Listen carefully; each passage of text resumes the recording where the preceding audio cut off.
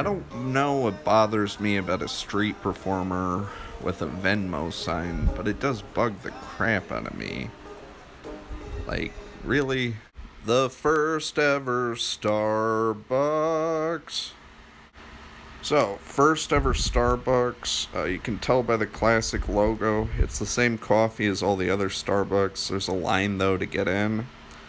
Really, it's worth it for just a Starbucks without some douche on a laptop. So the Space Needle had coffee. I sat it out though because it just reminded me of a stadium cup. Though looking back, probably a missed opportunity at $6.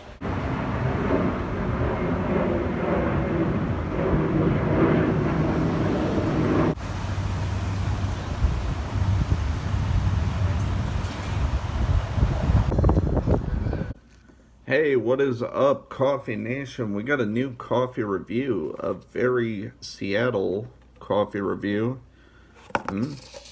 Hey, Coffee Nation, eat a bag of dicks. Ha ha ha. Seriously, though, I mean, probably one of the most uniquely Seattle things I've done today, besides the Space Needle. And, the first Seattle Starbucks, which wasn't for coffee, it was just souvenirs. So, Seattle specific fast food joint dicks. I mean, it's like In-N-Out, only their fries aren't as good. And yeah, the coffee definitely isn't as good, Coffee Nation, but I'll get to that. But Dick's Burger, it was good enough to get a second one. So let me just see this. Only thing that kind of bothered me, Coffee Nation, I asked for onions and mustard, and the guy's like, "Can I put it on the side?" And I'm like, mustard makes sense, but fucking onions? Who gives you a cup of onions?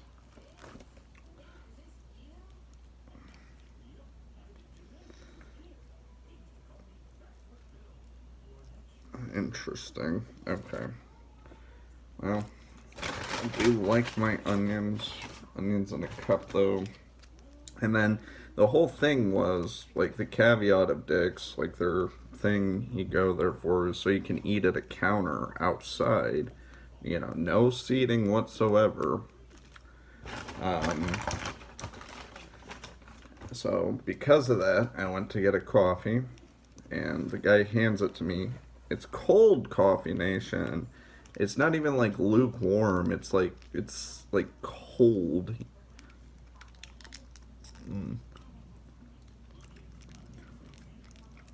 Okay. And the mustard doesn't want to open because of my greasy hands. Okay. So, what makes this unique? It's a very thin burger. It's on a bun with some of that wedged lettuce, like Fat Burger or I think Whataburger, um, mayo, and like a chopped sweet pickle, which is, I think, where it gets a lot of its savory flavors from. Very unique. It was good enough to make me get a second one, even though they kind of shingle them out.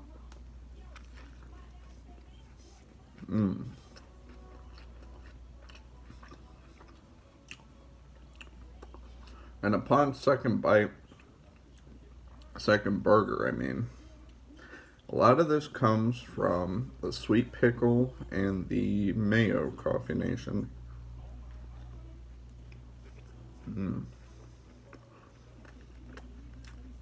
The bun's good too. Um,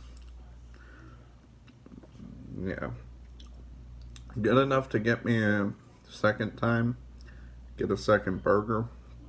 I went in, and this burger's been sitting. Like, first one I ate fresh, it was good. This one I had to walk and take the bus home, pretty cold.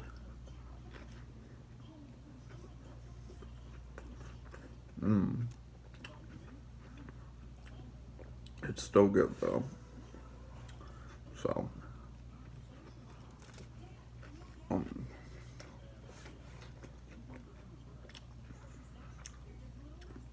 now, what wasn't good was hot, cold Dick's coffee. And they had it advertised for ice cream flavors, Kona coffee, which again is like the Kobe beef of fast food coffees. They get some cheap Kona blend, and then they're like, and they did that for like a few decades in the early 2000s, like Jack in the Box, In and Out.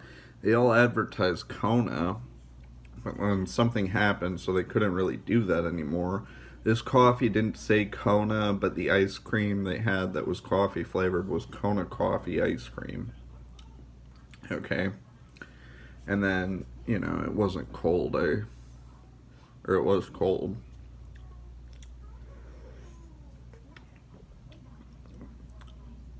And this coffee right here, Coffee Nation, is a fossil.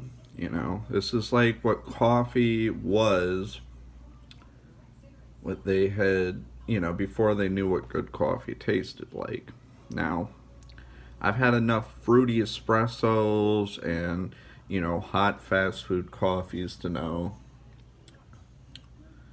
this one actually started to grow on me, though, Coffee Nation. As I was walking to the bus stop, sipping this coffee, it was good. And it's a very mild flavor. It first bites you with a slight chocolatiness. And, a very kind of, not like burnt. This isn't a burnt coffee. It's, I believe what they call it is peat, right? Peat aftertone. But it's like a fossil of a Coffee Nation. It's like old. It tastes like a dollar store coffee. There's not a whole lot of body to it. Which makes it better as like a salty pouring. Um, you know, a good, light, clean coffee. Aside from that, their fries were bad. It was like they're thinner than In and Out, so they curl up a bit, and you know, they're stale. And then they try to do the Five Guys thing where they sprinkle a little in the bag, but it's also, it's a small bag. They only have one size, like In and Out. So, and In and Out, the trick is you gotta ask them for well done. Overall, would I want a Dick's everywhere? No. Would I come back to Dick's if I went to Seattle? Probably. They're kind of inconveniently placed.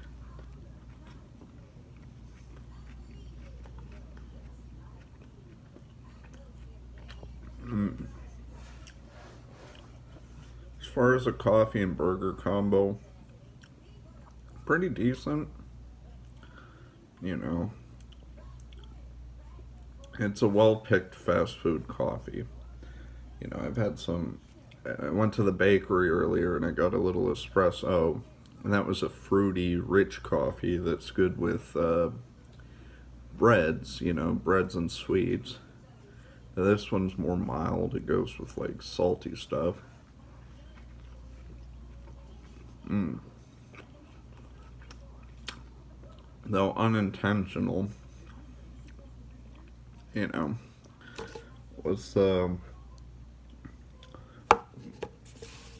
where the taste has been different since 59, 54, and I'd be curious to know if they actually changed it between now and 54. Because right now it's just, it's like economy coffee. But not bad. Mm.